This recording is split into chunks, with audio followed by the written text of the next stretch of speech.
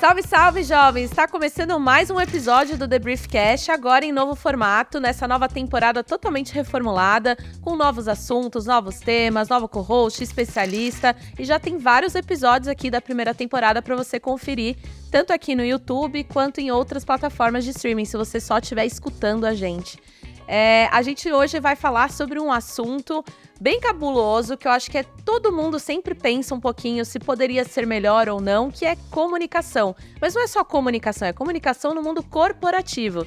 E, obviamente, a gente tem pessoas aqui para me ajudar nessa tarefa, para a gente desenrolar um pouquinho melhor esse tema. Eu tô aqui com o meu co-host, Rafa Comenali. Se vocês não conhecem ainda, eu vou contar um pouquinho, porque ele é facilitador, palestrante, antropólogo, ele é muita coisa, eu nunca lembro de tanta coisa que ele é. Todo episódio eu esqueço. Por favor, Rafa, fala pra gente o que você é mesmo. Não, isso tá além bom. Além de lindo. Isso tá bom, muito obrigado, são seus olhos. Oi, gente. E a gente tem junto com o Rafa e comigo a nossa especialista da temporada, que é a Rafiana Heck, a nossa gerente de pessoas e cultura aqui da NZN, que é a nossa nave-mãe, a nossa casa que abriga o The Brief, a newsletter que deu origem ao The Briefcast e várias outras verticais que com certeza você deve conhecer, como Tecmundo, Mega Curioso, Baixa Aqui, Clique Jogos, enfim. A NZN é a nossa casa aqui e o The Brief é a nossa origem aqui de tudo, e essas são as pessoas que estão me acompanhando nessa temporada.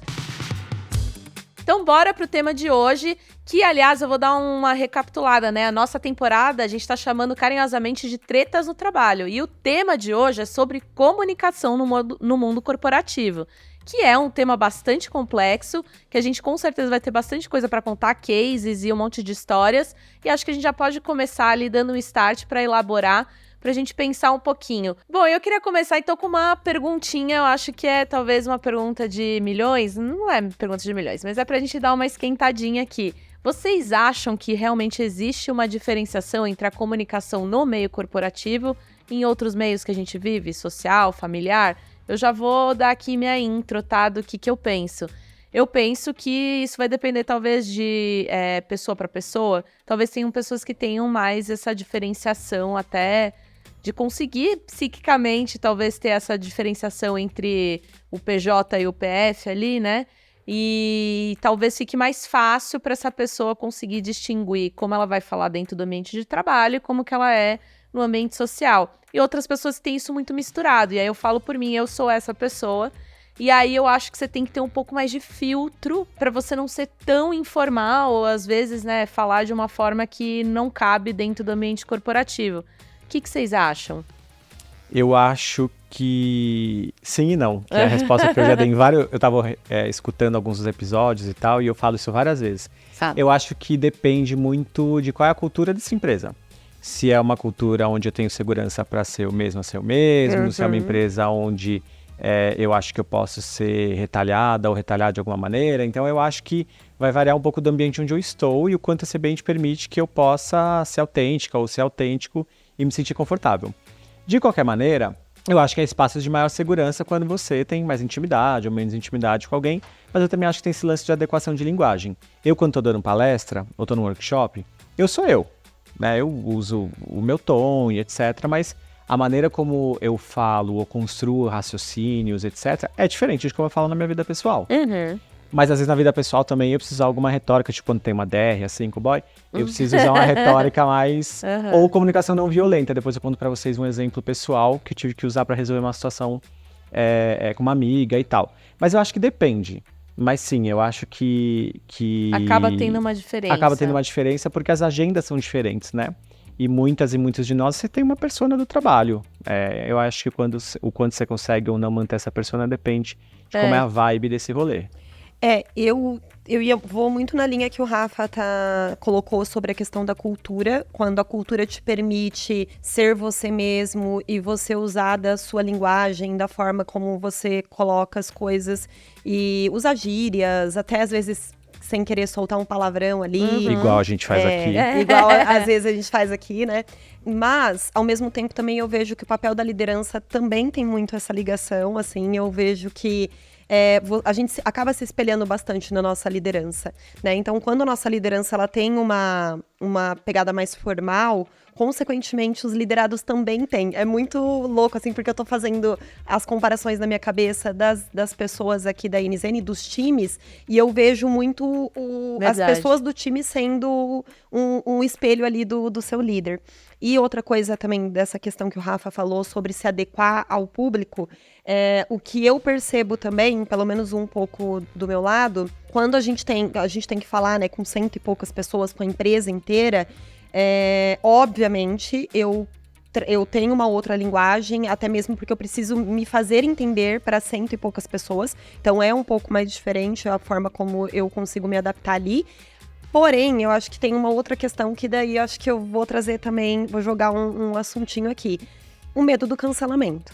Assim, de que muitas vezes você ser você mesmo faz com que as pessoas não gostem muito, né? E aí... você é chata. Não, mentira. Cansativa. Toma essa. Toma esse feedback ao vivo. Imaginando nos comentários as pessoas falam, nossa, é verdade, Rafa. Verdade. Não vou falar isso. Imagina, você é maravilhosa. Não façam isso, você é maravilhosa. Eu tenho medo de cancelamento. Mas eu vejo que é um pouco disso, assim, também, né? Obviamente, também o quanto que você se sente segura com aquelas pessoas, assim. Eu me sinto super à vontade na NZN e acaba que sou eu mesmo. E se eu der uma escorregada, eu vou pedir desculpas, eu vou me retratar depois e tudo mais. Mas eu acho que quanto mais à vontade você tá, mais a gente consegue igualar com a comunicação que a gente tem em todos os lugares, assim, tanto externo quanto corporativo. Que eu acho que vai dialogar bastante com o tema que a gente vai ter daqui a pouco, que é de segurança psicológica. Exato. Que é quando Mas sabe uma permite. coisa que eu queria falar? Que a gente acabou não fazendo a introdução, que eu acho que tem um quê ali pra gente pegar na introdução. Que, obviamente, eu quis puxar ali pra minha sardinha o tema que eu gosto muito de psicanálise, né? Mas a introdução desse episódio era justamente puxando para uma teoria ali de Lacan, Jacques Lacan, psicanalista, que diz que a essência da comunicação é o mal-entendido. E que é justamente a partir dessa constante tentativa de se fazer entender que a gente se comunica e vai tentando aprimorar aquilo, mas que efetivamente todo mundo, toda a pessoa com quem você vai se comunicar, ela vai ter uma percepção sobre o seu ponto de vista, né? Exato. Sobre sua visão de mundo. Tua experiência, tua bagagem, então, tua vivência. Realmente, eu achei que essa teoria dele é incrível justamente por isso. A comunicação realmente é um grande mal-entendido, que a gente vai tentando sempre ser melhor, né? E aí criando ferramentas e entendendo como que a gente pode se aprimorar. Mas eu acho que isso faz super sentido com o que a gente tá falando, inclusive que no meio corporativo tem um adendo, né? Não é só sobre você se fazer entender melhor, né? E fazer a pessoa compreender, às vezes até comprar a sua ideia. Mas você tem também o adendo do técnico, né? Porque às vezes você tá falando de coisas que efetivamente as pessoas não sabem porque é de outra área, você tem um conhecimento técnico diferente do outro, e você tem que explicar alguma coisa, né? O que vocês pensam sobre isso? Concordam com o Dr. Jacques Lacan? Eu nem sei se eu tenho gabarito para concordar ou discordar, porque eu não entendo nada da psicanálise, mas me lembrou que a abordagem do Marshall Rosenberg da comunicação não violenta é que toda comunicação parte de uma necessidade. Eu não sei se na psicanálise tem essa vibe também. Sim, mas sim, total. Eu acho que existe. Eu, quando vou pegar um exemplo, eu dou muita palestra sobre lifelong learning, que a gente até falou aqui no episódio de pop e hard skills e tech skills. E eu já dei essa palestra tanto para pessoas diretoras, assim, altas e altos executivos e executivas, como para motoristas de caminhão de transportadora. Uhum. E são os mesmos slides. Só que eu preciso, obviamente, adequar minha retórica, os termos, para que cada público consiga compreender ou chegar no objetivo que a gente tem ali. E os objetivos eram os mesmos, que eram lançamentos de universidades corporativas, e isso era na mesma empresa, inclusive. Uhum. Então eu acho que rola, assim, essa adequação. Mas eu também acho que é um grande mal-entendido. Eu acho que é uma grande torre de Babel mesmo, porque 10 em 10 empresas que eu vou, tem problema de comunicação. Sim. Sempre. É muito doido. Todo mundo fala português, ou pelo menos próximo a isso, e a gente não se entende. E uma das coisas que eu mais percebo, principalmente quando eu faço algum tipo de experiência onde eu pretendo exacerbar os comportamentos, onde eu crio, né, simulo alguma coisa do dia a dia, o quanto que todo mundo quer falar, e o quanto que todo mundo quer pouco ouvir, né? Ou escutar, de fato. Então, eu vejo esse ruído muito frequentemente. Tanto é que se a gente falar de comunicação de todos os tipos, né, como você começou a falar, não violenta, assertiva, é também falar de escuta ativa, né, em algum momento. Sim. Faz parte da comunicação a escuta também, e a gente fala pouco. Uma coisa que você estava comentando que me veio à cabeça, que é da Torre de Babel, é que no fim das contas, todas as vezes que a gente tem qualquer conflito, especialmente no mundo corporativo, então quando a gente vai esmiuçar o problema, a gente acaba chegando à conclusão do que aconteceu? Algum problema de comunicação. Sempre tem algum problema de comunicação no meio. Mesmo quando é um erro técnico, foi porque alguém não comunicou fulano da melhor forma, porque não escreveu direito, porque não estava... Então, sempre a comunicação acaba sendo a grande culpada por tudo, né? O bode expiatório. O bode expiatório total, né? Você sabe, quando você fala Torre de Babel, eu lembro da abertura daquela novela. Eu também! Sempre lembro que tinha o Tropical Tower, lembra? Lembro. Os shoppings explodiram. É mesmo. Mas... Aquilo é da minha época. Eu lembro do filme também. também. Querida, que não é dessa época. Eu lembro do filme também, um filme bom, que tem Babel, Brad Pitt. mas aí você já é mais cult, né? Eu lembro da novela mesmo. É o seguinte, sim, acho que a comunicação é um grande bode expiatório, mas é porque eu acho que direto o problema é a comunicação mesmo. Acho que as pessoas têm muita dificuldade. Não acaba sendo só uma justificativa, é real, né? Eu acho que tem um lance de que tem outros componentes envolvidos e as pessoas jogam só pra comunicação, até porque a comunicação vira uma entidade, né? Então, tipo, a comunicação não é boa, aqui a comunicação é bom, mas a comunicação sou eu e você, a gente. Então, eu acho que tem uma... É uma coisa meio de terceirização. Você não se responsabiliza, exato. É uma terceirização... As pessoas falam muito isso pra mim, né? A cultura da empresa, a liderança da empresa, a comunicação aqui, os processos. Mas, cara, a gente tá aqui, a gente é empresa, né? Então, sim, há processos, há padrões que são, de fato, estabelecidos de uma maneira um pouco mais diretiva. Mas, na prática ali, tem uma terceirização, sim, e eu acho que a comunicação acaba entrando como um subterfúgio para não me responsabilizar sobre algo. Eu lembro que eu vou contar uma história, já passo a palavra pra vocês, eu fico muito palestrinha, né? Não. Todo episódio eu falo isso, inclusive. Todo episódio fala isso. Todo episódio eu falo isso. Palestrinha. Eu tava outro dia fazendo um exercício com uma galera, enfim, uma dinâmica, e aí uma das meninas que tava comigo, ela falou assim, olha, eu achava que aqui no grupo, que aqui no time, as pessoas tinham uma comunicação um pouco agressiva e não deixavam eu falar e tal. E eu tô percebendo que eu faço exatamente a mesma coisa. Que é o lance que a gente falou de espelhamento. A gente até comentou num dos episódios aqui, acho que no Ghost de Cultura, o quanto que a gente trabalha por conformidade. Sim. Né? Tem sempre um exemplo que eu uso que, assim, se a pessoa chega na sua mesa gritando, nervosa, não precisa ser na sua mesa, né? Pode ser, sei lá, no Zoom. Zoom patrocina, pode ser uma ferramenta de webconferência. Slack, Teams. Microsoft. E aí você começa a falar num tom mais baixo, a chance é que ou ela vai ficar descontrolada ou descontrolada, porque você vai falar num tom mais baixo, ou ela vai baixar o tom também, né? Ou você vai começar a gritar de volta. Sim. Tem um pouco desse espelhamento. Eu acho que isso faz bastante diferença. Um exercício que eu faço muito com o time, porque como a gente, né, tem que comunicar toda a empresa e a gente tem que usar muito a questão da comunicação, deixar todo mundo na mesma página, ou que as pessoas sigam os processos que a gente gostaria, né? Da seguinte forma, né? Toda vez que alguém não entende, eu sempre volto e falo, tá, gente, mas o que a gente tá fazendo de errado? Será que a gente não tá reforçando esse processo? Será que a forma como a gente tá escrevendo não tá atrativa? Porque aqui na NZN a gente tem uma forma de comunicar também muito descontraída. Então, a gente já percebeu que se a gente tem um comunicado lá gigante, muito formal, as pessoas não vão ler, entendeu? Então, eu volto muito e sempre questiono, tá, mas o que a gente tá fazendo de errado? O que não deu certo da nossa parte que dá pra gente melhorar? Né? E aí, a partir disso, a gente vai adaptando e melhorando ali os nossos processos de comunicação. E aí, eu acho que é um pouco disso, porque as pessoas, elas partem muito do princípio de julgar que é o outro que não tá querendo entender ou que o outro tem algum problema. Tá, mas qual é a forma como você tá comunicando? Você já parou pra pensar? E aí, vamos tentar eliminar todas as possibilidades que a gente tem. Aí, jogar pro outro, né? Aí a gente fala, não. Então, são as pessoas mesmos que, tipo assim, não estão dando atenção, sabe? Sim. É um pouco disso. Essa imagem que você trouxe me lembra uma coisa que eu tenho muito no meu trabalho, que é o seguinte. Às vezes eu explico algum conceito, né? Quando eu tô com as pessoas, em sala de aula, enfim. E aí a pessoa me pergunta e as pessoas ficam constrangidas em me perguntar uma vez ou mais uma vez porque ela não entendeu. Ela fala, acho que pode ser uma pergunta meio estúpida e tal. Eu falo, cara, primeiro que não tem pergunta estúpida. E se você não entendeu, sou eu que tenho que explicar melhor. Perfeito. Quem tá explicando sou eu. Então, se você não entendeu, a adequação do discurso é minha.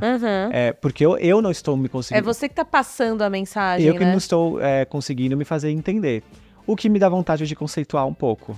Vamos lá, Momento do conceito. Vamos lá, com certeza. Que eu acho que é o basicão de comunicação que a gente vai partir de que todo mundo sabe, mas não é todo mundo sabe. Mas que qualquer comunicação tem emissor, mensagem, meio e receptor. Ou seja, começa pela gente. E grande parte do sucesso é da gente. E a gente tende a achar que é a pessoa que não tá entendendo o que a gente tá falando. Sim. E quando você fala desses quatro itens ali, quando a gente pensa em comunicação, o meio com a pandemia foi extremamente afetado, né? E aí a gente começou a perceber o quanto o meio é importante, às vezes, para que tipo de mensagem a gente vai falar, em que momento. E aí eu ia te jogar uma pergunta com esse gancho, Raf. Que a gente tem, né, vários tipos de comunicação, verbal, não verbal, escrita, enfim. Como que você, quando vai pensar numa comunicação aqui para uma empresa como a NZN ou até em outras empresas que você trabalhou, como que vocês pensam qual é o melhor meio e a melhor forma de comunicar alguma coisa? Pô, isso daqui tem que ser um comunicado por escrito. Isso daqui eu vou fazer uma reunião diferente com todo mundo. Isso daqui eu vou fazer algo presencial. Tem alguma estratégia? Como que vocês imaginam isso aqui? Assim, eu acho que uma das coisas que me ajuda bastante é a experiência que eu tenho de 5 anos de NZN. Então, já é uma coisa muito natural. Eu já bati muito cabeça, tá? De achar que tudo deveria ser, por exemplo, uma reunião, né, e que necessariamente não tem que ser, às vezes um e-mail resolve, que no caso nem é mais e-mail, né, porque a gente nem manda mais nada por e-mail. Mas é o famoso sobrevivi, poderia ser um e-mail. Isso, né, porém, por exemplo, eu já ouvi, mas aí a gente tá indo também para um extremo, né, a gente, na NZN a gente faz um encontro, que a gente chama de encontro global, que a gente reúne todo mundo, né, de várias localidades, 2 localidades e as pessoas que estão em home office, 2 dias no ano, né? Todo mundo, e aí a gente faz integração, e aí faz a apresentação dos resultados, né? E eu já ouvi alguém falando assim, nossa, isso aqui poderia ser um e-mail. E eu falava, não, gente, isso não daria pra ser um e-mail. Não mesmo, pelo amor de Deus. A Esté já viveu um encontro global. Não, e até como é que vocês vão beber depois, né, por e-mail? Não dá pra beber por e-mail. Não dá pra beber por e-mail, né? Dá. Então, assim, porque a galera aqui gosta, viu, gente? Eu não trabalho aqui, mas eu já ouvi dizer. Gostamos. Gostamos. Mas assim, eu acho que com o passar do tempo, você vai percebendo cada vez mais. E um exercício que eu faço muito é compartilhar com as pessoas também. Então, eu compartilho muito com a minha liderança ou com os líderes que trabalham junto com a gente. Fala, cara, o que vocês acham da gente comunicar de tal forma? E eu parto do princípio de que eu não sou a dona da verdade, eu não sou a dona da razão e que muitas vezes eu vou comunicar uma coisa que poderia sim ser um e-mail, poderia ser um comunicado no Teams e eu tô falando isso no All Hands, né, que é a reunião aqui geral da empresa. Porém, uma das coisas que eu tô tentando fazer bastante aqui na NZN é o seguinte, não tratar tudo como vou dar um comunicado geral. Vou dar um exemplo. Nós temos coisas particulares de cada uma das localidades, né? Então eu tenho questões aqui em São Paulo e tenho questões lá em Curitiba. Será que eu preciso comunicar para todo mundo isso? Sendo que o pessoal de São Paulo não tá me trazendo aquela questão que existe ali em Curitiba. Então, se eu vou dar um exemplo bem genérico, assim, tá? Cafés muito longos, né? A galera tá tomando café de 3 horas, por exemplo. Qual localidade tá fazendo isso? Onde eu tenho mais isso? Se eu não tenho, por exemplo, em São Paulo, só tenho em Curitiba, o porquê que eu vou falar para todo mundo que eles não podem tomar café de 3 horas? Sendo que não é um problema que eu tenho em São Paulo. O que eu posso gerar com essa comunicação geral? Fazer com que as pessoas que estão aqui, que não tomam cafés de 3 horas, parem de tomar café. E fiquem sendo que é um momento putas. Importante também. Que é uma integração importante, que tem muita coisa que, a gente até falou sobre isso, que sai no cafezinho, mas que não sai num momento formal, entendeu? Então, Esté, eu tô entendendo muito essa questão da dor, né? Então, assim, se é uma dor específica ou de um time específico, eu não comunico pra todo mundo. Porque algumas pessoas que não têm nada a ver com aquilo podem se sentir atingidas. É verdade. Entendeu? E aí eu posso gerar um efeito contrário do que eu quero. Então, eu tô indo muito nessa linha de mapear muito bem e comunicar de uma forma um pouco mais específica, pontual. Mas também eu tô falando de um cenário de 120 pessoas, né? Eu não tô falando de um cenário de 500, 600 pessoas.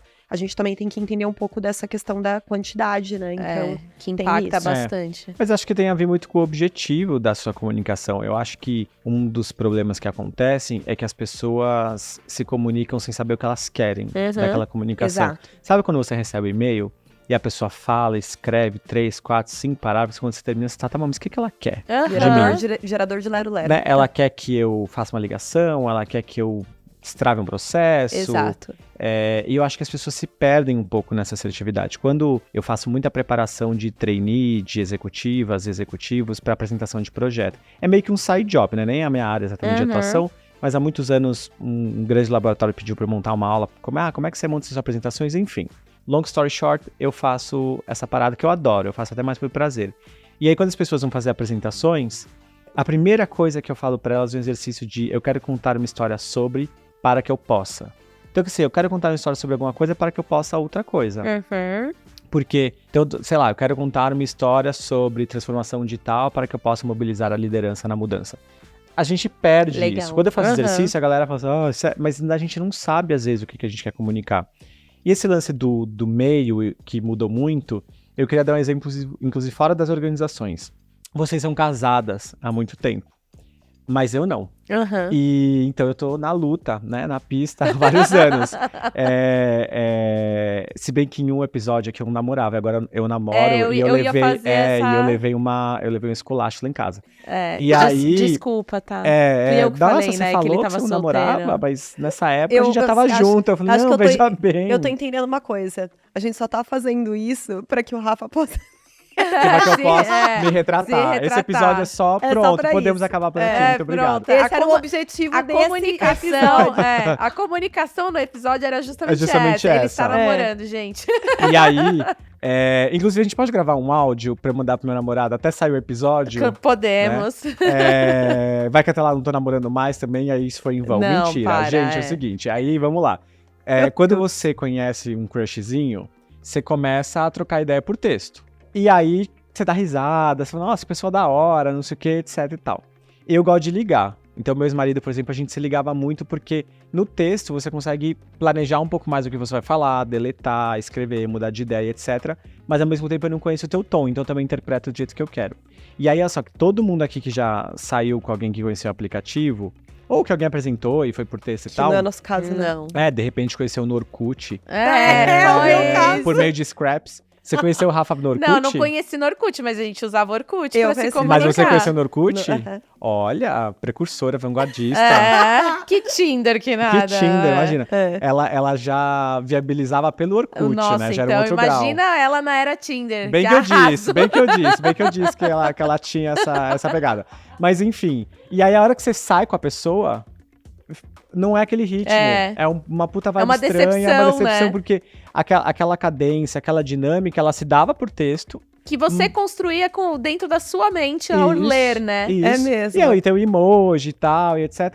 Mas a figurinha, né, eu me comunico por figurinhas demais, mas aí ao vivo a dinâmica é outra. Então o meio, ele modifica completamente. Modifica muito. E eu como jornalista, eu tenho, assim, desespero pra, quando eu quero conhecer uma pessoa, saber como ela se comunica na escrita. E isso, pra mim, é muito atraente, sedutor. Tipo, quando a pessoa escreve bem e tal, eu fico apaixonada pela pessoa. Não, sem viés, assim, né, amoroso, mas qualquer pessoa que escreve muito bem, eu já automaticamente, mas aí às vezes você vai conversar e não é aquela coisa tão legal. E pra mim é o contrário, Esté. Pra mim é na comunicação que eu me atraio e não na escrita. Porque às vezes é porque eu também não escrevo muito bem logo. não é verdade. Mas uma coisa que pra mim é essencial. Ver o rosto da pessoa. O meu termômetro da minha comunicação é o rosto da pessoa. Por exemplo, eu estou falando agora e a Esté tá fazendo assim. Nossa, tá indo, eu tô na linha certa. Se a Esté levanta um pouco a sobrancelha, putz, ela não entendeu, eu vou voltar um pouquinho, aí eu tento me explicar. Então, uma das coisas que eu falo muito aqui na NZN, né? Gente, por favor, liga a câmera. Quando eu tô em reunião online, não preciso ver todos os rostos, mas eu preciso ver um rosto para poder me direcionar ali. E eu também sou essa pessoa que fico validando muito ou fazendo caras e bocas pra pessoa perceber que, cara, não tô entendendo muito bem o que você tá me falando. Nossa, eu sou exatamente isso, assim. Então, pra mim, a comunicação não verbal, que vamos falar sobre, ela é muito importante também. Principalmente pras pessoas que, óbvio, eu já conheço, né? Opa! Oi, desculpa, pode falar. Não, é que eu acho que pra mim tem tudo. Eu acho que eu quero tudo. Acho que eu sou ousado, porque... Acho que o texto pra mim é importante, Usado a maneira ou como a ousado? pessoa... Ousado. Ah, tá. Usado talvez também. Às vezes. Quem nunca? Porque eu acho que o texto pra mim importa, eu acho que a maneira como a pessoa fala importa, e acho que a comunicação não verbal importa. Eu entendo o que você fala. Quando eu vou dar uma palestra online, pra mim é muito importante, porque eu meio que tô falando sozinho. Isso. É muito importante eu ter as reações não verbais, as expressões das pessoas. Mas eu acho que tem um lance que é você perguntar. Eu acho que a gente não tem esse hábito de perguntar se as pessoas estão entendendo o que a gente tá falando. A gente parte do princípio de que tá todo mundo entendendo, né? Ou de que também não tá entendendo nada. E às vezes É. as pessoas estão em silêncio e elas estão entendendo. Eu lembro que eu fazia um exercício, era um exercício de Harvard, de um workshop que eles faziam lá, que começava com uma mensagem e aí cada pessoa respondia assim, ó, no meu mundo, tal coisa, pra falar muito dessa coisa de viés. Então a pergunta era, no seu mundo, silêncio, né, de uma audiência, é dúvida ou é reflexão?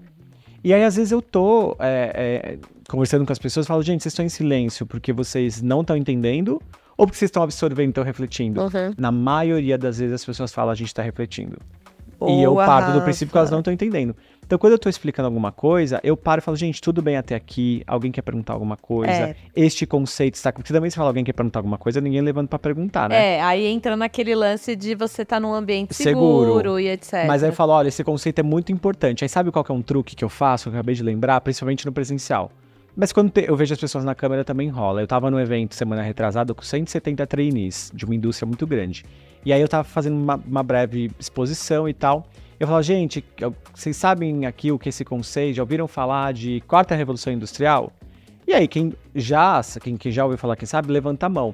Eu falo, ó, quem não sabe, gente, só faz uma cara de assustado ou de assustada, regala o olho que eu já vou perceber. E não tem uma vez que eu faço uma pergunta de um conceito que alguém não arregala o olho. Mas se eu não falasse isso, porque a pessoa não quer fazer não, né? Eu vou dizer bem sim. Mas também quando tem muita gente, assim, não é falta de segurança. A pessoa fica constrangida, as pessoas têm muito medo de não saber. E esse truque funciona. Que a pessoa dá uma regaladinha no olho e fala, pronto, já sei que... E aí é a expressão não verbal. Só que eu acho que o que eu tô querendo dizer com isso é criar esses acordos ajuda muito a melhorar a comunicação. Sim. Nossa, é muito bom, Mas você Rafa. sabe que às vezes eu fico assim, por exemplo, eu tenho alguma apresentação pra fazer. Aí eu fico assim, putz, não esquece que você tem que, né, fazer umas pausas, perguntar. E de repente eu vejo, blá, blá, blá, falei pra cacete, só depois eu vou lá perguntar. E aí, às vezes, tipo, já passou o time. Então, realmente tem que ser um negócio consciente e você tem que estar muito bem estruturado com isso dentro da sua cabeça, né? De que realmente o tempo todo você tem que pensar, estou comunicando, as pessoas precisam entender. Tem que estar um pensamento paralelo aqui, né? De como que você está caminhando. A gente falou de muita coisa que passou vários tópicos que a gente tinha combinado. Que é o que a gente sempre faz. Claro. Mas é um ponto interessante que você começou a entrar, e eu acho que você precisa entrar para falar, que é sobre aquele lance de... você chamou, a princípio, de empatia assertiva. Depois você comentou que talvez a tradução do livro e da terminologia não seja exatamente essa, mas tem um conceito muito bacana por trás, que é algo que caminha junto da comunicação, quando a gente fala especialmente de comunicação corporativa. Conta um pouquinho pra gente. A gente falou bastante disso, inclusive fora das câmeras, né? Que foi um tema polêmico pra gente. E tem muito a ver com essa questão de feedback, ou de você se relacionar com as pessoas, de autodesenvolvimento, que obviamente está dentro do contexto de comunicação. Existe um livro de uma autora chamada Kim Scott, que trabalhou no Google e tal, e ela conta uma história muito interessante sobre um dia que ela vai fazer uma reunião e receber um feedback da chefe dela. O livro em inglês chama Radical Candor, ou Radical Candor, se alguém quiser entender melhor, já que talvez minha pronúncia não seja a melhor do mundo, apesar de achar que é.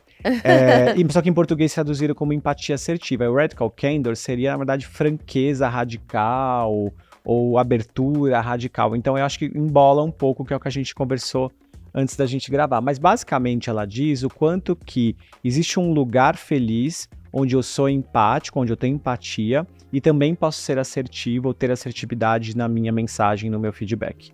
Ela coloca uma matriz pra gente que vai ter um eixo que é o quanto eu me importo com você, e o outro eixo, o quanto eu quero ou não ser assertivo com você. Então, se eu me importar pouco com você e for pouco assertivo, eu crio uma insinceridade manipuladora. É o passivo-agressivo, é uma coisa, eu não vou falar pra me queimar, eu não vou me estressar, eu fico aqui na minha. Não tô nem aí pra ninguém. Não tenho paciência com quem tá começando, já ouvi muito isso, gente. Ai. Não tenho paciência pra quem tá começando. Se eu ligo muito pra você, mas tenho pouca assertividade, eu te passo pano. Eu sou paternalista, eu sou condescendente. Você não tá dando tanto feedback quanto deveria. Eu não tô te ajudando. Eu tô só mantendo uma relação legal. Sendo meio paternalista, talvez? Isso, e a gente falou sobre paternalismo aqui em um dos episódios.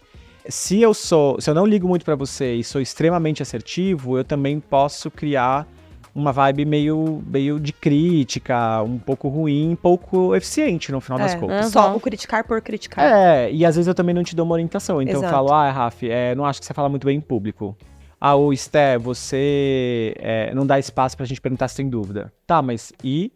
E aí eu tenho um lugar feliz que é empatia com a assertividade, no qual eu vou te dizer o que está acontecendo, mas de uma maneira que eu mostre para você porque isso pode ser um benefício. Então, qual é a história que ela conta? Que um dia ela fez uma apresentação muito importante e que durante a apresentação ela fazia... sabe quando a gente usa esse tipo de emenda nas frases? Eu, por exemplo, falo muito né ou e tal. Para quem tá ouvindo o podcast vai perceber. Quando eu me ouço, eu percebo isso. Também tenho bastante. E aí mesmo. Que essa chefe dela veio e falou assim, olha, Kim, show, sua apresentação maravilhosa, seu conteúdo incrível.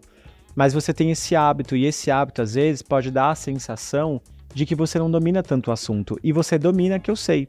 Então, fica um pouco mais ligada em como é que você pode construir seu discurso. Então, eu tô me importando com você, porque eu quero que você se desenvolva, né, e vá melhor do que você está indo, do quanto você pode ir, mas, ao mesmo tempo, tô de forma assertiva dizendo onde é que tá aquele ponto, aquela questão que você tem a desenvolver. Gente, aí pensando nisso tudo que o Rafa falou, eu acho que a gente, como eu falei no começo, isso é uma teoria talvez que caminha junto com várias outras teorias de comunicação, né? Porque se você consegue chegar nesse eixo perfeito ali de franqueza, empatia assertiva, você também precisa de outras ferramentas para conseguir comunicar, né? Então a gente tem vários termos e vários conceitos relacionados à comunicação que a gente pode também absorver e, obviamente, o Rafa sempre tem ali um conceito para trazer. A gente podia falar, então, um pouquinho sobre a comunicação não violenta, que é algo que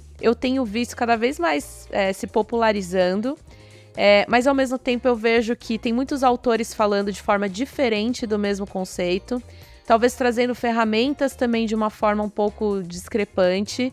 E não sei, existe um consenso do que é realmente ou como fazer uma comunicação não violenta?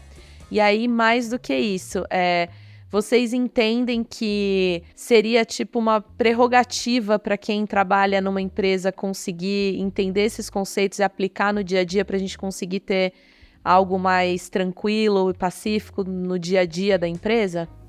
Vou começar comentando que você falou de que as teorias de abordagem se sobrepõem de alguma forma.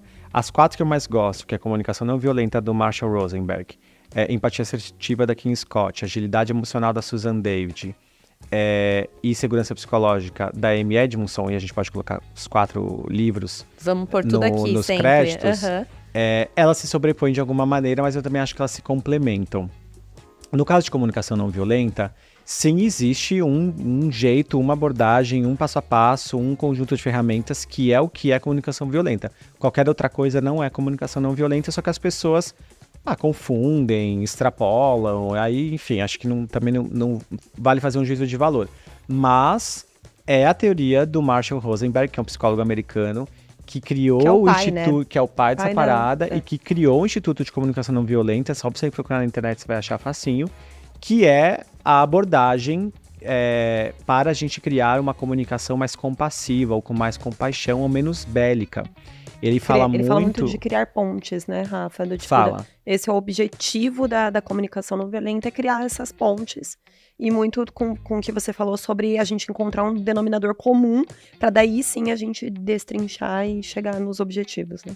E de uma clareza do que você pretende com essa comunicação. Eu acho até inspirador, eu acho lindo que ele diz que ele criou a comunicação não violenta baseado no discurso de resistência pacífico do Gandhi e do Martin Luther King. Eu acho isso muito foda. Poético. E ele fala que a comunicação violenta vem para ser um antídoto aos tempos bélicos que a gente vive a partir das instituições de controle e segregadoras e tal. Então eu acho foda. O livro é simples de ler, eu li numa tarde, executar já são outros 500, mas é uma coisa que você vai internalizando.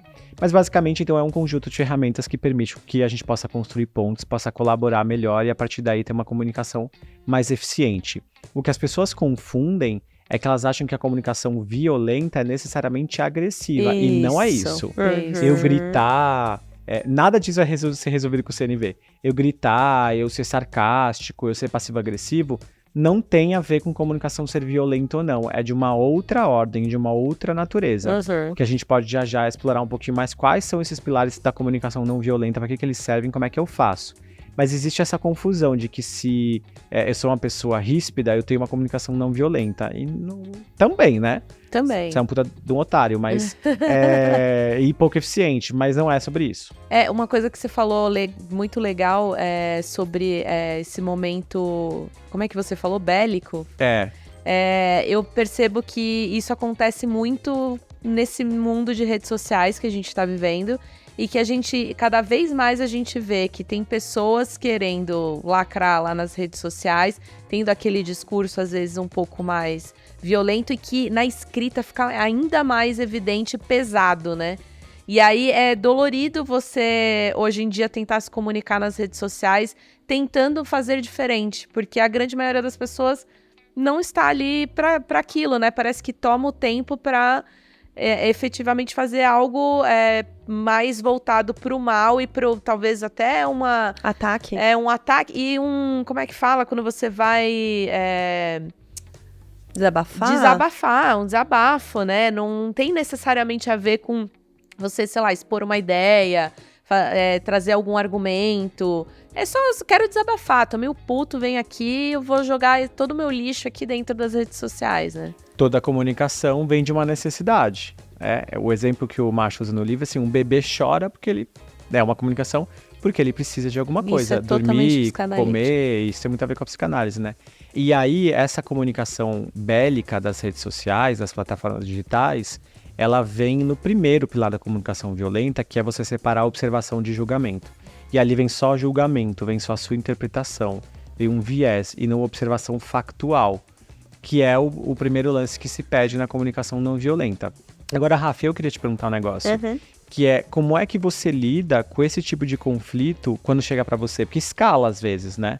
Esse tipo de conflito na empresa. E aí, como é que você faz pra mediar isso? Que tipo de ferramenta que vocês têm? Sim. Como é que rola pra você? Assim, Rafa, a gente tem algumas ferramentas, né, internas que possibilitam as pessoas de trazerem questões. Então, pesquisa pulsada de sentimentos, por exemplo, é um exemplo, mas ela é uma pesquisa aberta, né? Então a gente sabe quem está colocando ali.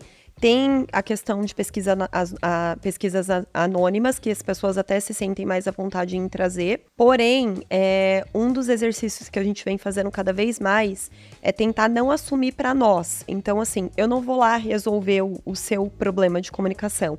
Eu te dou alguns direcionamentos, eu te ajudo, até de repente compartilho com você alguns conteúdos que eu conheço para que você consiga resolver o seu problema, né? Dificilmente eu me envolvo diretamente, a não ser que seja algo mais grave, assim, do que a gente julga grave, como, né, por exemplo, uma questão de assédio moral, questão de assédio sexual.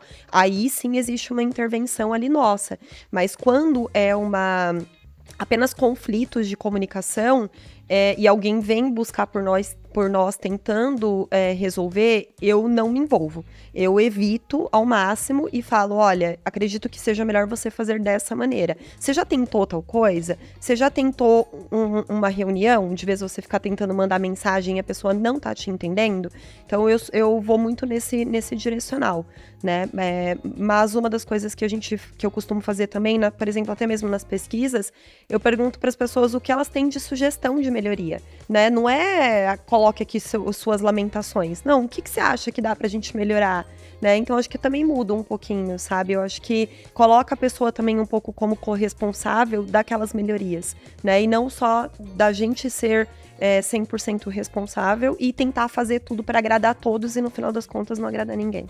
Isso que você me falou me lembra duas coisas. A primeira é sobre gestão de conflitos. Tem várias abordagens diferentes, mas tem uma de uma autora chamada Amy Gallo, que eu gosto muito, que ela resume que tem conflitos de status. Eu me acho melhor que você, eu quero aparecer, esse de ego. Tem conflito de processo, que é de como a gente vai fazer alguma coisa, e conflito de objetivo, assim, do que a gente acha que precisa ser feito, e às vezes só o interpessoal mesmo, ela define esses 4.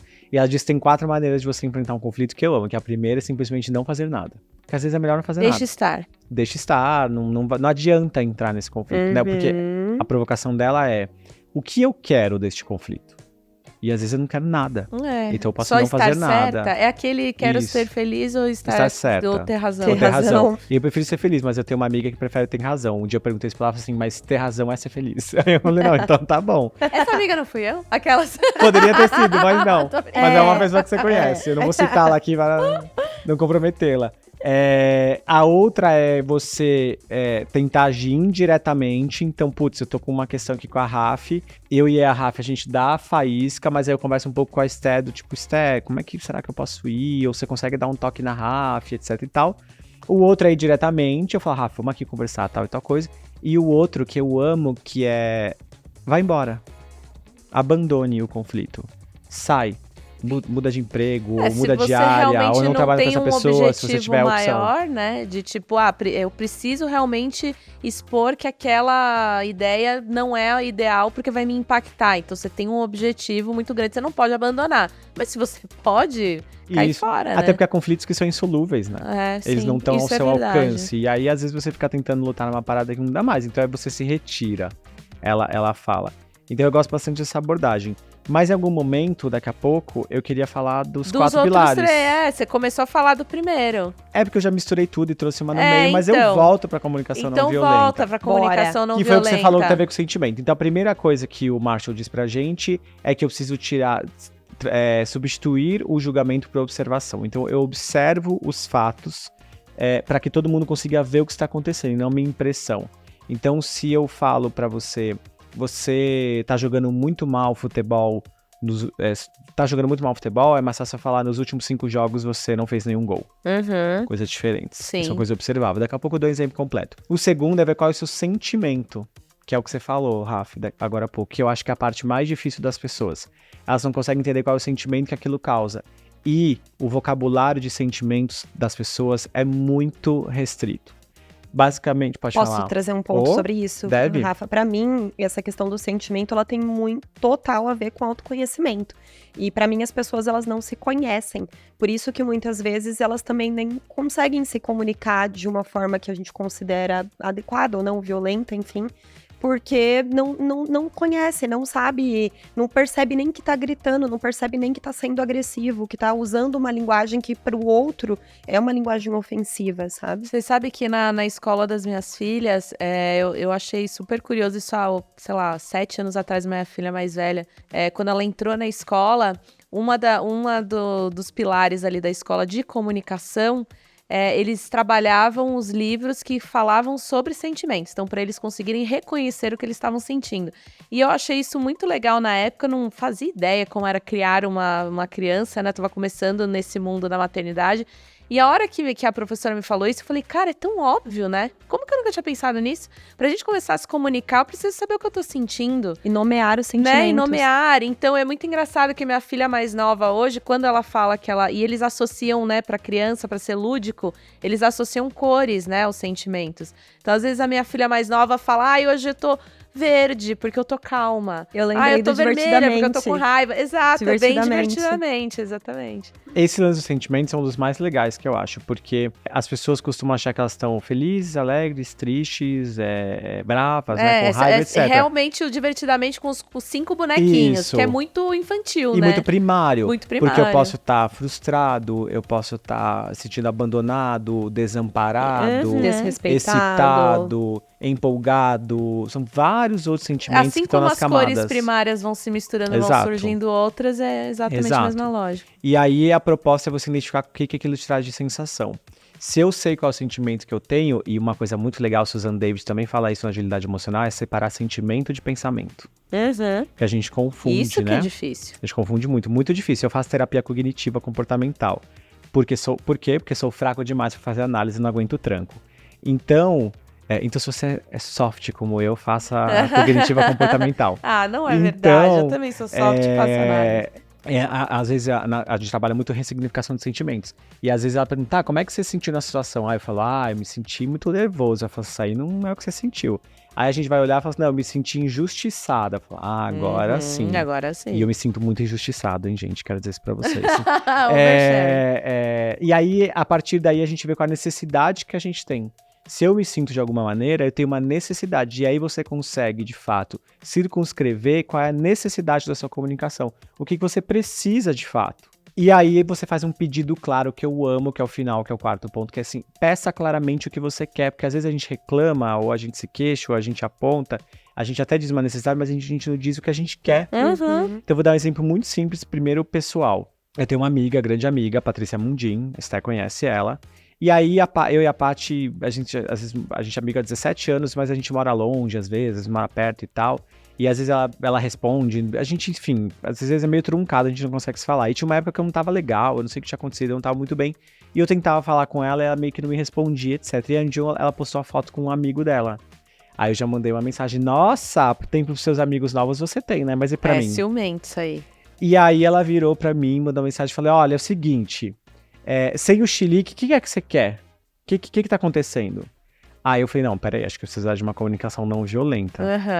E aí eu falei, olha, Paty, você tem estado ausente, eu tenho sentido você ausente. E eu tenho me sentido desamparado. E eu estou precisando de acolhimento. Então eu gostaria que você pudesse me ligar pra gente conversar. Ela falou, então tá, então agora ótimo, e me ligou. Então muda completamente. Tem um outro exemplo que ele dá no livro, que eu gosto muito, que é de um casal, né, por exemplo. Então, sei lá, eu sou casado.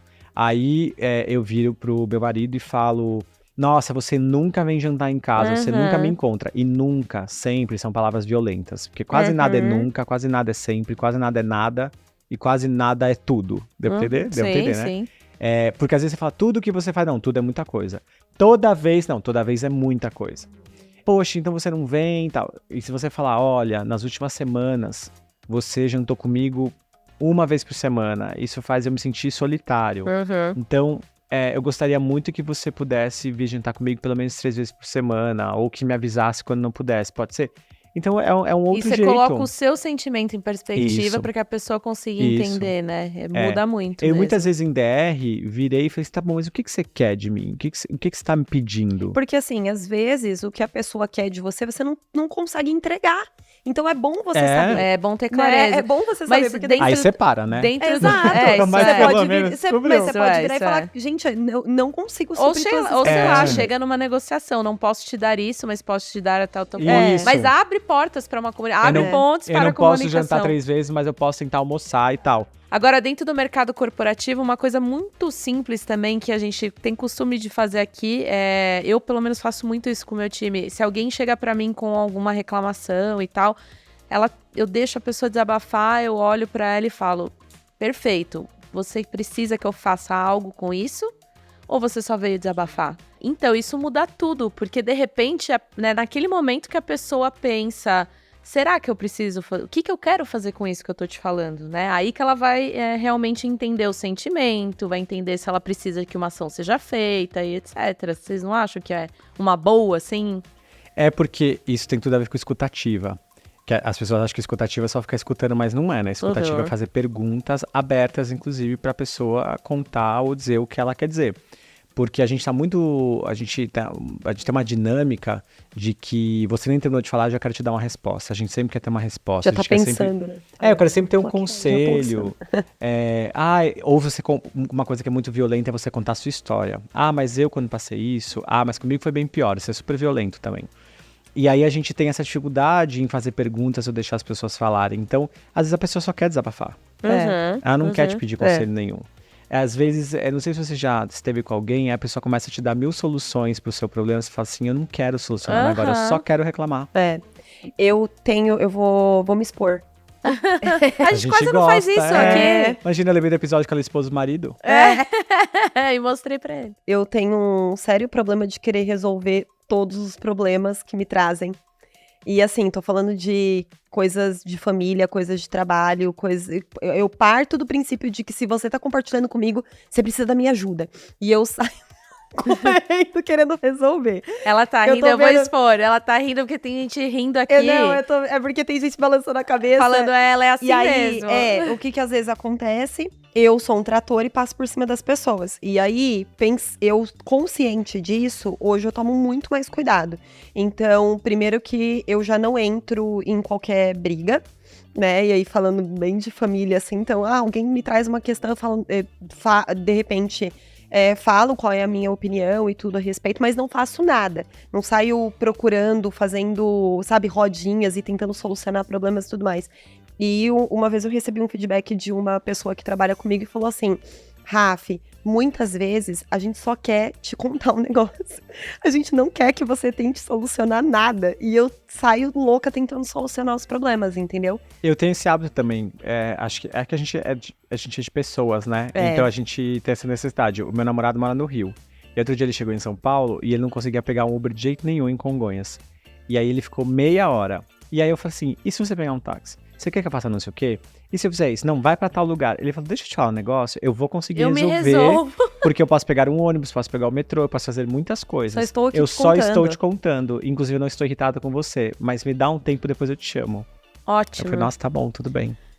Mas sabe o que eu fico pensando em tudo isso que a gente tá falando? Que a escutativa, ela é muito de ser consciente, de estar conscientemente naquela conversa e pensando realmente, entendendo ali por diversas comunicações, inclusive não verbal, o que a pessoa tá esperando de você. Porque às vezes é aquilo que a gente falou, ela não sabe exatamente o porquê, mas de repente você vai tendo algumas dicas ali, né, de como que ela tá se comportando, sei lá, se ela tá mais feliz, se ela tá mais triste, se aquilo tá deixando ela desconfortável ou não.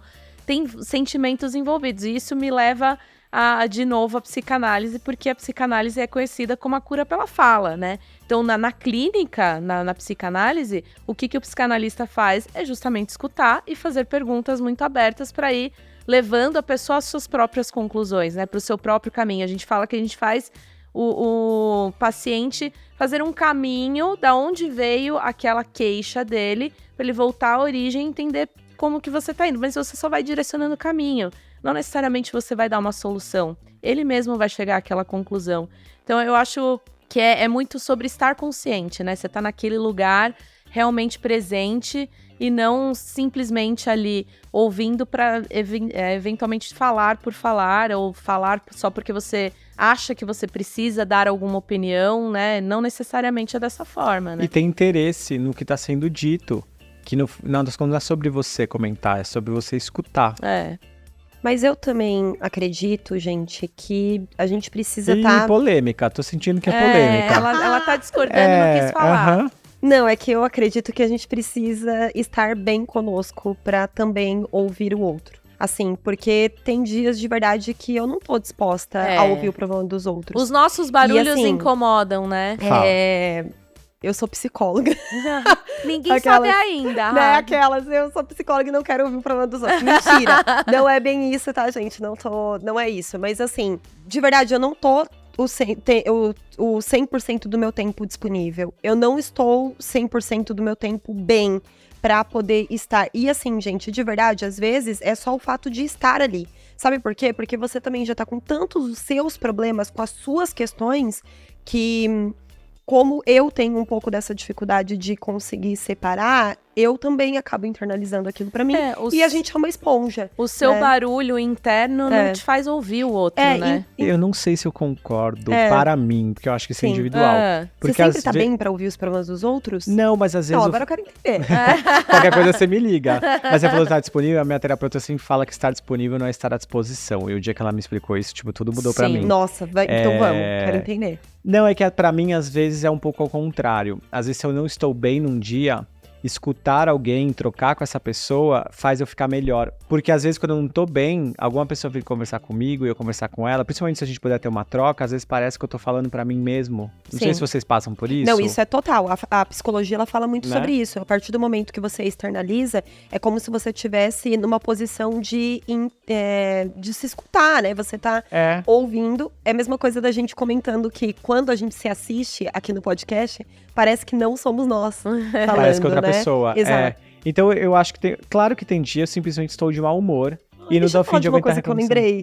Tomates verdes fritos, gente. O filme. Adoro. Sim, já assistiu? Já. Sim. Então, é muito isso. E já comi tomates verdes fritos. É bom? Ela conta a história como se ela fosse uma terceira pessoa. Ela não conta como se fosse ela, né? E é muito isso, né? O Paulo Maluf também. Mentira. Mas aí acho que é problema de dissociação. O Pelé também. O Paulo Maluf. O Pelé também, é verdade. Também. Que é o auge do narcisismo esse. Se chama por terceiros. Pelo amor de Deus. Mas aqui, voltando pro nosso papo de comunicação corporativa, né? Não, mas é que a gente já falou... Obrigada, Esté, por voltar. Vamos aterrissar. Mas a gente falou desde o início que é muito difícil de desassociar, né? Mas voltando pra comunicação corporativa, tem algumas coisas que a gente pode trazer de ferramentas ali para tornar a nossa comunicação mais assertiva dentro do meio corporativo. E uma das coisas que a gente já falou em vários outros episódios, não vou lembrar exatamente quais, mas a gente falou sobre falar na hora certa, falar com o discurso certo para a pessoa certa, né? Adequar realmente aquilo que você quer, a quem você quer convencer, né? Porque eu acho que no mundo corporativo, às vezes a comunicação... na maioria das vezes, você tá meio que num jogo de convencimento, né? Então, você precisa ter esses argumentos ali. E você precisa ter os argumentos certos pra pessoa certa. Você vai falar com um cara do financeiro, você vai ter um argumento mais voltado pra finança. Você vai falar uma pessoa de pessoas, você vai ter outro tipo de argumento. Você vai falar com o colaborador, é outro tipo. E essa adequação exige muito do ser ali trabalhador, de ter que ficar nessas esferas o tempo todo pensando como falar no momento e tal, né? Tem alguma dica? Vocês têm alguma dica? Assim, Esté, o que eu pratico e o que eu costumo fazer é estar muito aberta aos feedbacks que podem surgir, assim.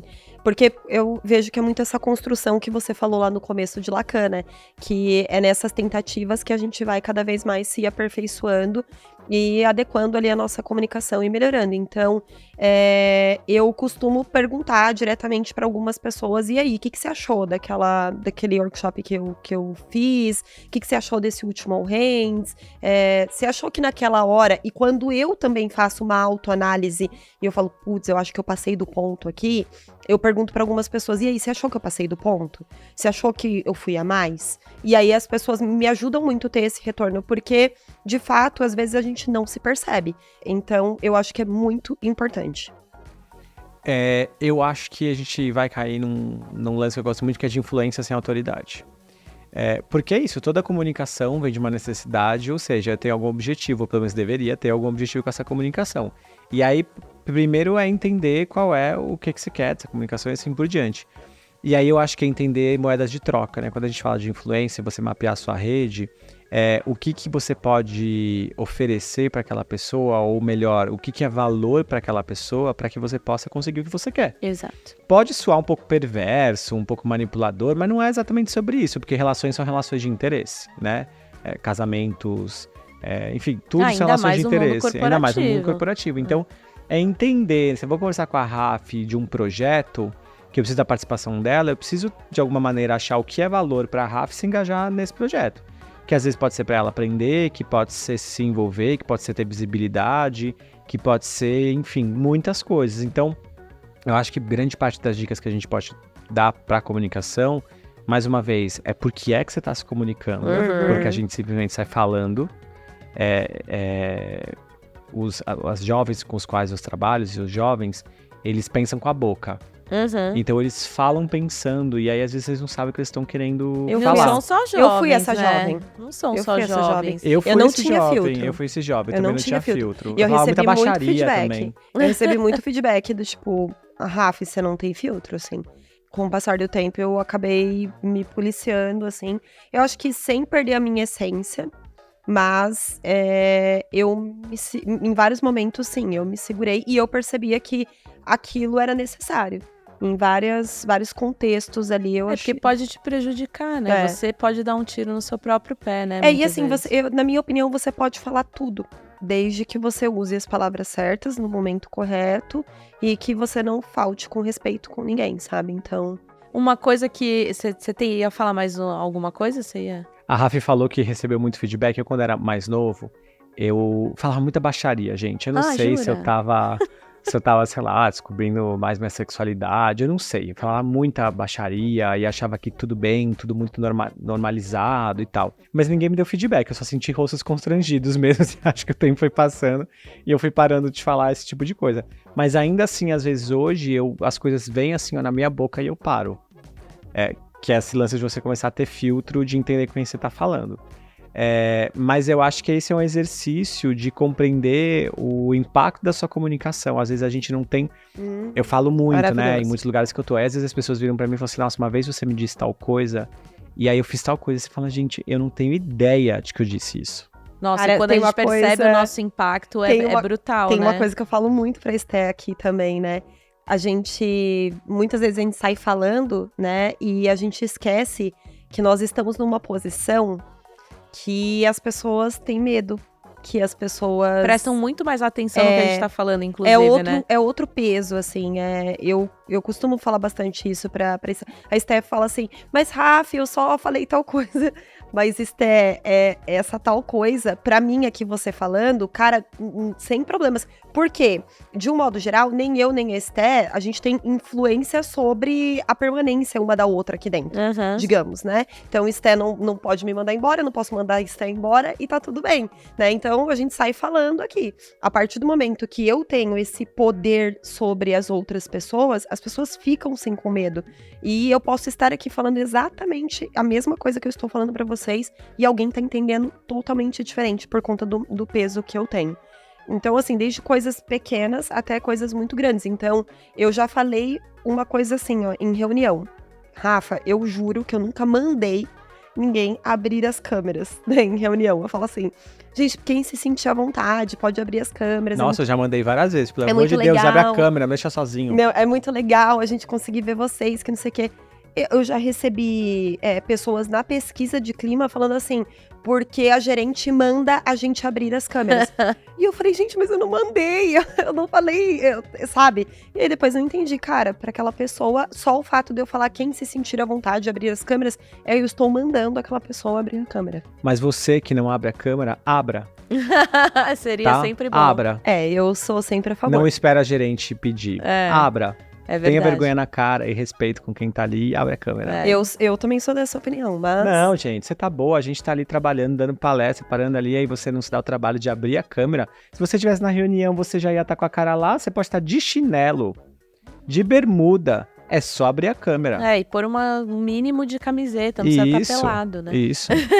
Mas, gente, dependendo de quem for, não sei. Tudo bem, né?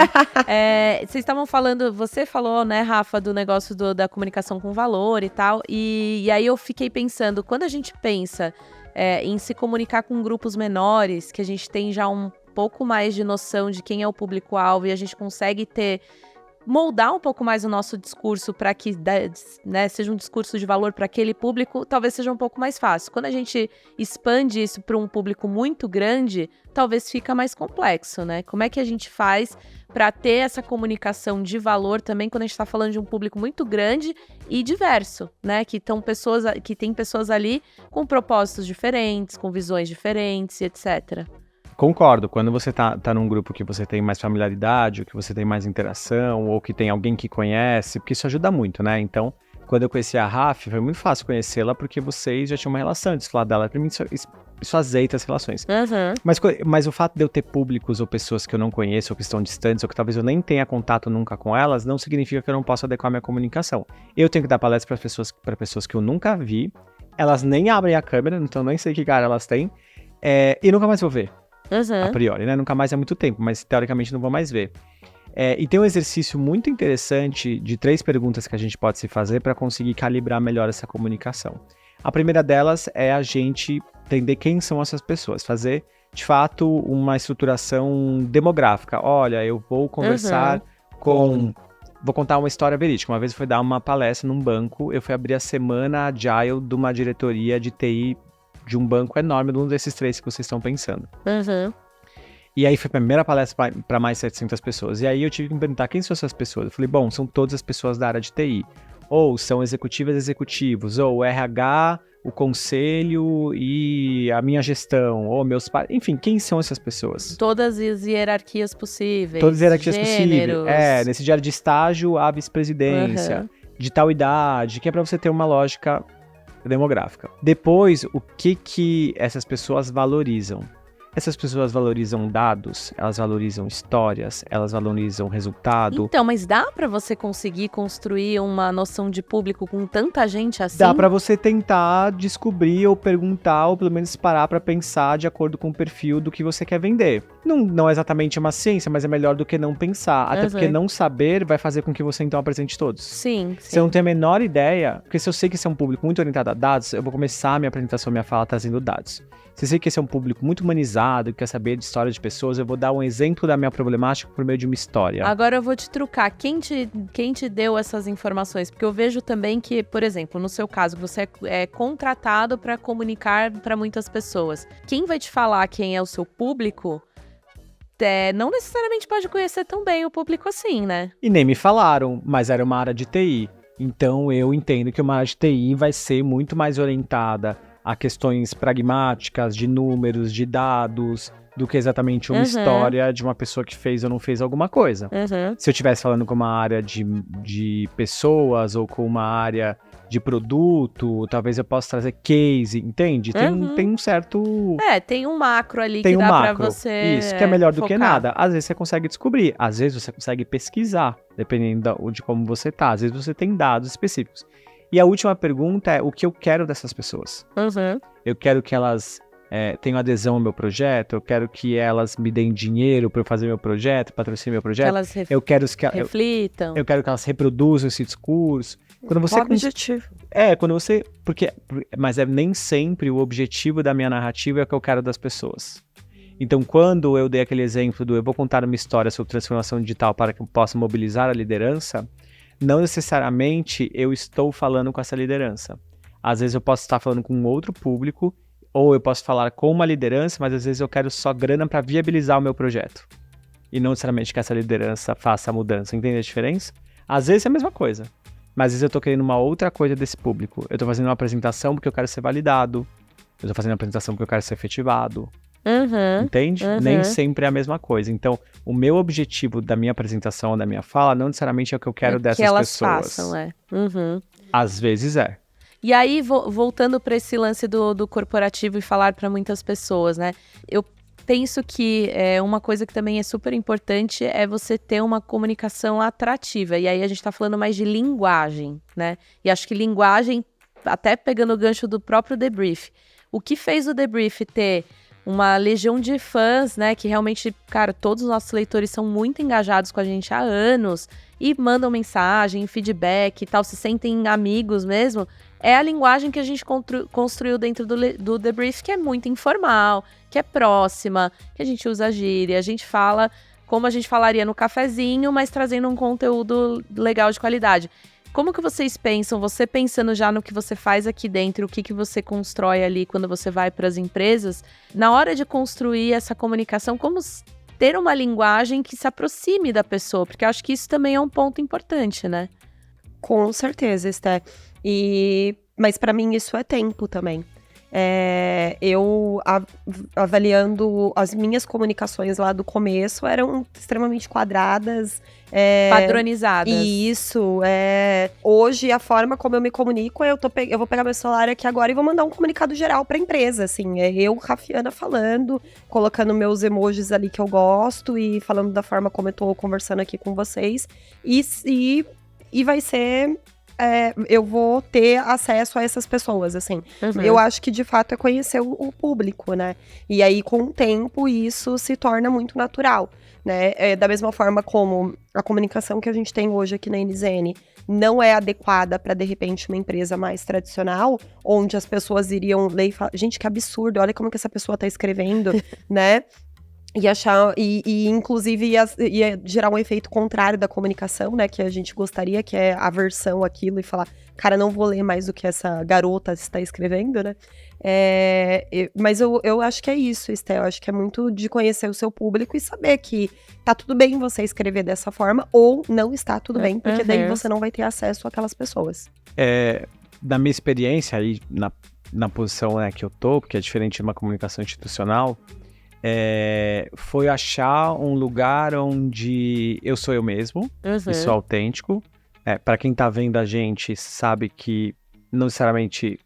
Hoje talvez mais, mas quando eu comecei há 8, 9 anos, quando eu chegava para dar uma aula num banco, não era exatamente o que eles estavam esperando de um instrutor na época, né? Eu tinha também uma outra atividade.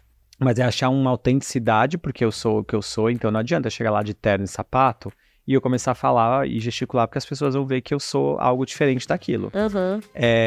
Mas com uma adequação, com uma modulação para cada público adequada. Tem lugares que eu falo palavrão? Tem lugares que eu não falo? Tem lugares onde eu uso gíria? Mais, outros menos. Eu sempre uso um pouco, por quê? Porque é da minha natureza. Tem lugares que eu falo bem mais devagar. Então tem uma adequação para conseguir que a minha mensagem chegue a determinado público. Quando eu estou fazendo preparação de projeto, dos trainees e das lideranças, eu falo isso. Falo, gente, porque no online a galera escreve um roteiro e aí faz a apresentação lendo pra mim. Aí eu falo, gente, desculpa, vocês estão colocando no entanto, ninguém fala no entanto, só curitibano. Ninguém fala no entanto. Alô, NZN, Curitibano fala. Sabe, então, você jovem, 22 anos, tá apresentando um projeto, fala, no entanto, desculpa, você não fala no entanto. Será você que eu falo? Eu acho que às vezes eu mas falo. assim, pouca gente fala, então às vezes fica um É. texto mecânico, eu falo assim, cadê a sua? Então às vezes tem uma apresentação, ela tecnicamente tá boa, entendi, mas fala, cadê você? Por outro lado, pronto. Aquelas... cadê você na sua apresentação? acontece? O que acontece? Nossa. Como é que você fala? E como é que isso por Você que expressa a sua... quem você é, né? Isso, onde é que tá você nessa comunicação, senão ela fica insípida. E ela não tem a menor atratividade. E aí não cria conexão, Nenhuma. né? Não cria Sim, conexão. nenhuma. É uma grande arte, né? Na verdade, porque... É uma grande arte, comunicação é uma arte. É por uma isso arte. que se fosse fácil, todo mundo fazia. Exato, e por ser muito subjetivo, né? Não tem tantas receitas de bolo. Gente, eu vou entrar num outro ponto aqui que a gente passou um pouco, mas que é super importante falar quando a gente pensa em comunicação dentro do mundo corporativo, que é anonimato. E aí acho que a Raf também tem uns casos que a gente também vê, por exemplo, que algumas empresas usam de alguns recursos de anonimato justamente para as pessoas se sentirem às vezes mais à vontade para dar feedback e tal. Mas, ao mesmo tempo, a gente vê também que isso também pode ser um grande subterfúgio, né? Sei lá, as pessoas acabam ficando só presas nisso e não têm coragem de dar as caras para falar, eventualmente, o que precisa ser falado cara a cara, né? Como que vocês veem isso? Assim, existe um equilíbrio para a gente entender onde que é legal você ter uma comunicação em que a pessoa pode falar anonimamente, onde ela precisa dar as caras e falar que realmente quem ela é e o que ela quer. Existe também, eu sei que é difícil ter receita de bolo, mas como que vocês veem isso, assim? Eu imagino, Esté, que eu acredito muito que o ambiente seguro torna essas ferramentas anônimas cada vez menos utilizadas. Eu vejo que a gente fez uma construção legal aqui na NZN. No começo, a gente começou a rodar a pesquisa de clima em janeiro de 20.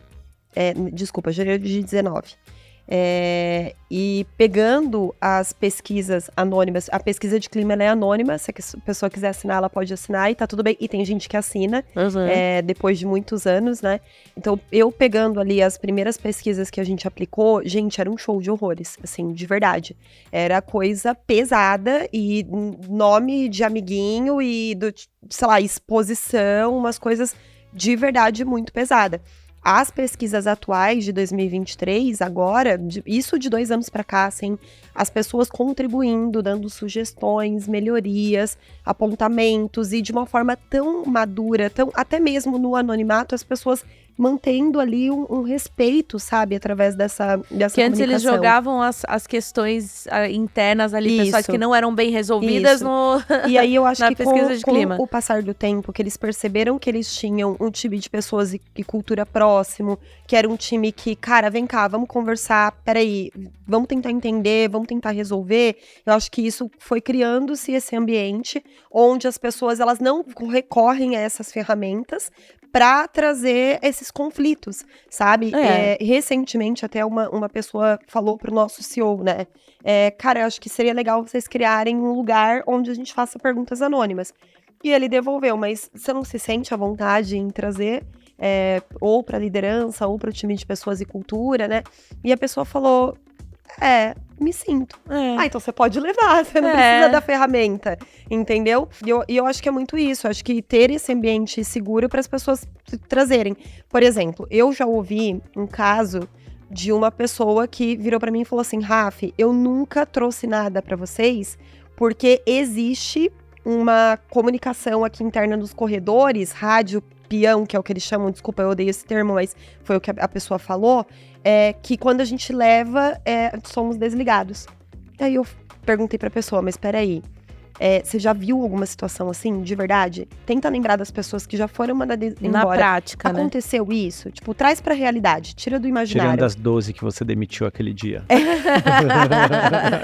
Aconteceu, e ela falou, não, eu falei assim, então, cara, não existe isso.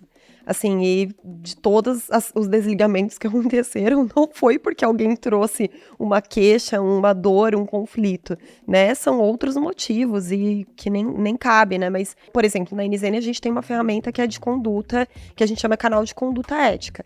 Ele é um canal seguro e que envolve o nosso compliance e que daí são problemas muito maiores, né, problemas de assédio moral, sexual, e lá as pessoas podem trazer os seus relatos anônimos, e aí tem todo um trabalho de investigação por trás, que a gente toma ali decisões com base naquilo.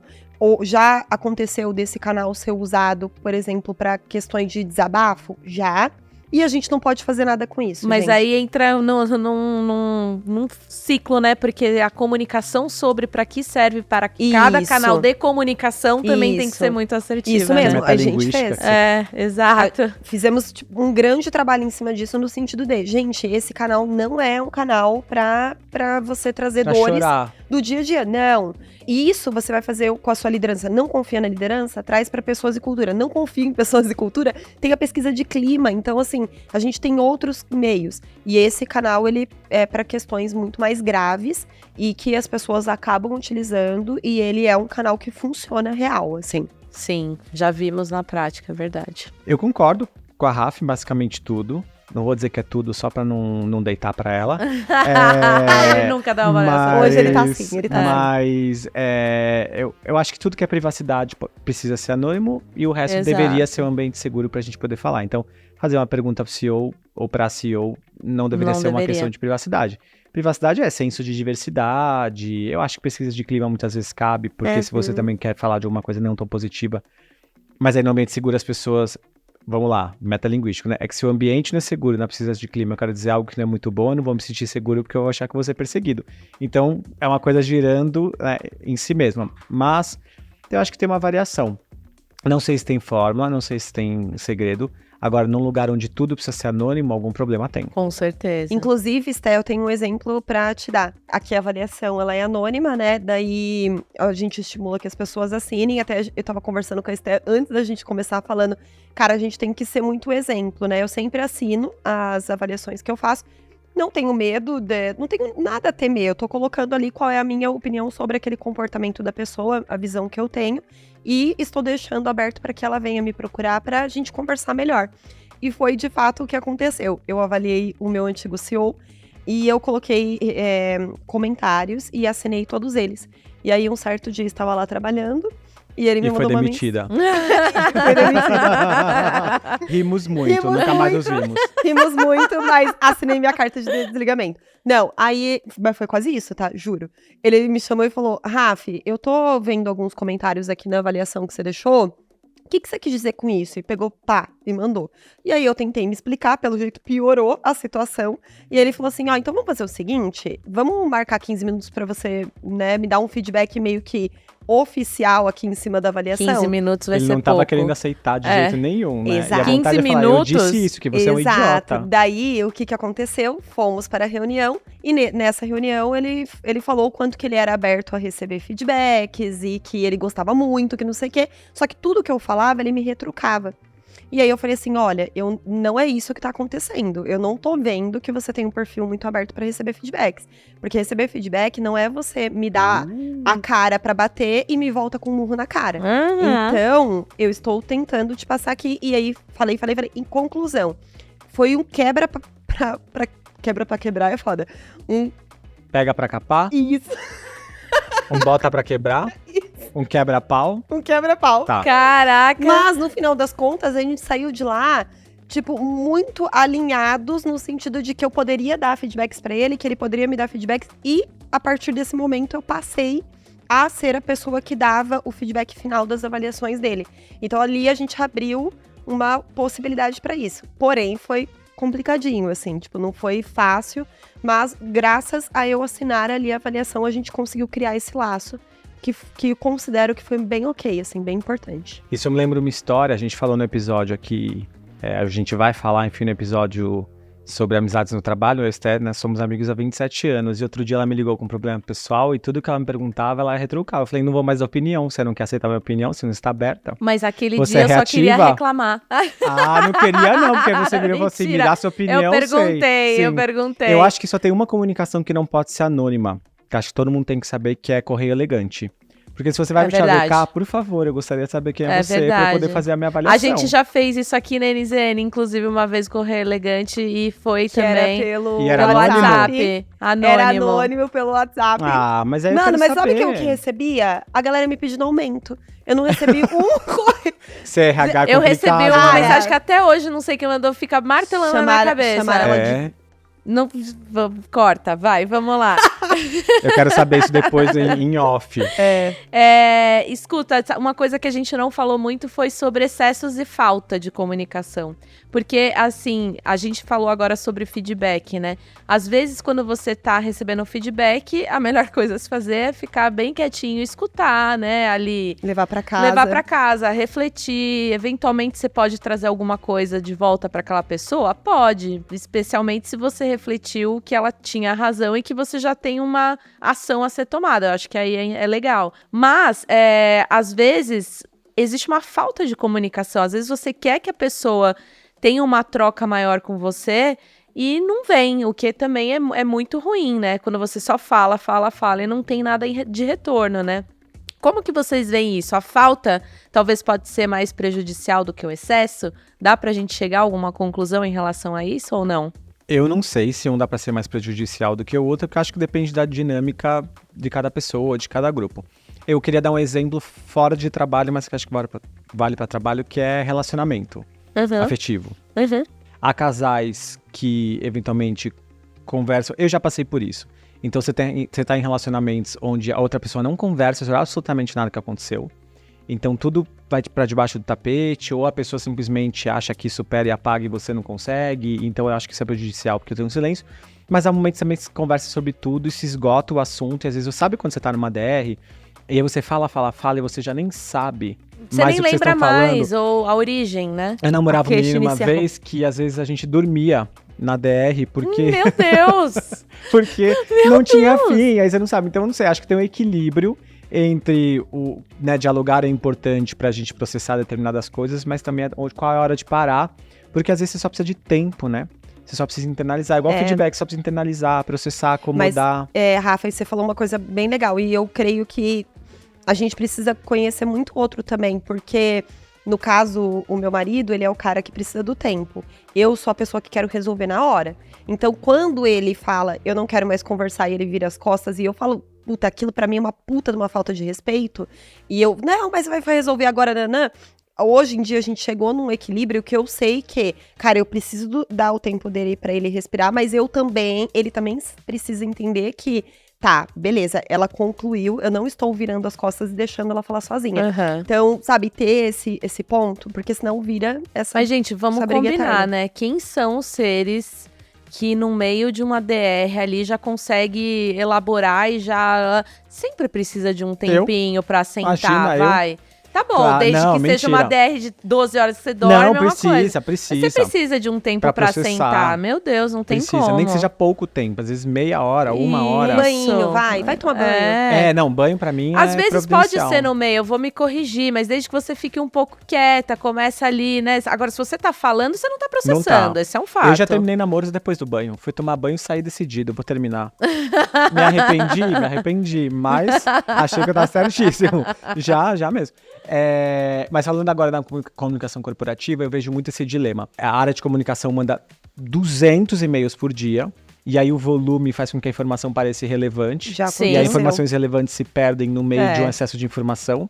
Mas também há muita coisa a ser informada. Então, acho que quais são os outros canais, quais são as outras possibilidades, como que essa comunicação pode vir via liderança, ou via pares, ou por embaixadores e embaixadoras, e acho que outras maneiras de que não sejam o e-mail ou a intranet ou o que quer que seja. E aí eu acho também que tem um problema de falta de comunicação, porque muita coisa precisa ser dita e as pessoas não sabem o que está sendo dito. Então, achar essa medida é complicada. Eu acredito que tem uma dinâmica e um relevo nessa comunicação de tempo, formato, meio, relevância, que precisa ser bem estabelecida e de que não adianta, a parte tem que ser pelas pessoas. Não dá para achar que texto... uma vez eu tava com uma história rápida, eu tava com um grupo de lideranças de uma fintech, e aí uma das gestoras me contou uma história que era o seguinte: toda sexta-feira ela gravava um vídeo de 2-3 minutos que ela chamava do Jornal da Joana, não lembro qual era o nome dela, e ela dava um resumo da semana, do que tinha acontecido na empresa, do que não tinha acontecido, do que era importante, e mandava pra galera via WhatsApp, pra aquele time dela isso funcionava. Então acho que como que a gente acha essas maneiras mais adequadas para as pessoas para as quais a gente quer comunicar, o que a gente quer comunicar, funcionar. Gente, eu acho que pra gente... Você tem alguma coisa pra falar? Não, eu quero falar que a gente começou a fazer algumas adaptações muito simples no All Hands e tem dado certo, e eu tenho curtido a comunicação. Tipo, no último, por exemplo, a gente usou uma ferramenta anônima, mas que foi muito legal para as pessoas irem tirando dúvidas durante a apresentação, e algumas a gente já ia respondendo na hora, outras a gente deixava pro final, algumas a gente respondia ali no chat, e ficou muito dinâmico. Saiu daquele modelo palestrinha, onde só tem uma pessoa ali falando e apresentando, né? E a participação do grupo trouxe esse dinamismo para a apresentação e foi bem positivo. Eu gostei bastante também. Mas, gente, pra gente não ficar no excesso de comunicação, vamos dar aquele resumão ali. O que a gente entendeu aqui de comunicação corporativa? Dá pra gente chegar a algumas conclusões aqui? Eu me lembro que a gente falou muito sobre aplicar essas ferramentas, então, que o Rafa trouxe, de comunicação não violenta, comunicação assertiva. A gente falou sobre os níveis, né, de anonimato, então, de a gente ter realmente um ambiente mais seguro para não precisar trazer tantas opções de comunicação em anonimato. O que mais que a gente falou aqui que vale dar um resumão? A questão do excesso e da falta dessa comunicação, que agora foi bem no finalzinho que o Rafa trouxe. Eu acho que, para mim, se eu pudesse resumir, o mais importante da nossa conversa é pergunte. Pergunte para você mesmo o que você quer da comunicação, por que você vai entrar no conflito, qual é o seu objetivo, e pergunte para as outras pessoas o que ela tá sentindo, para você também, né? Mas o que ela tá sentindo, o que ela acha, o que você pode fazer, por que ela tá te falando aquilo. Eu acho que quando a gente comunicar para comunicar melhor. Nossa, conhecer. Olha, maravilhosa. Não tem nem mais o que falar. Eu ia falar um negócio, mas deixa quieto. Nada, me manda embora. Não Obrigada, tem mais nada pra falar. Foi um prazer estar aqui com vocês. Então é isso, pessoal. Fechamos essa Comunicação Corp e muito mais, e muitas DRs O objetivo de todos os outros episódios foi a gente trazer mais questionamentos do que trazer respostas, então acho que cumprimos, né? Cumprimos. Então, muito obrigada, gente. Obrigado você. E obrigada, vocês, fiquem ligados aí que a gente tem mais um episódio dessa nova temporada do The Briefcast. Pra quem não conferiu, tem outros episódios já no ar, no YouTube, em todas as ferramentas de streaming aí, Spotify, Apple, enfim, a gente tá em todos os lugares. E lembrando que o The Briefcast, ele é originado do The Brief, que é a newsletter que traz todos os dias, de segunda a sábado, as melhores notícias de tecnologia e negócios. E você fique ligado também nas redes sociais do The Brief, que a gente também tem todas elas, LinkedIn, Threads, Twitter, e a gente está sempre trazendo aí mais sobre esse mundo corp, sobre esse tema dessa temporada que a gente chamou de tretas no trabalho. Então confere aí, a gente se vê na próxima semana. Eu sou a Stephanie Com, editora do The Brief, e a gente se vê. Até mais!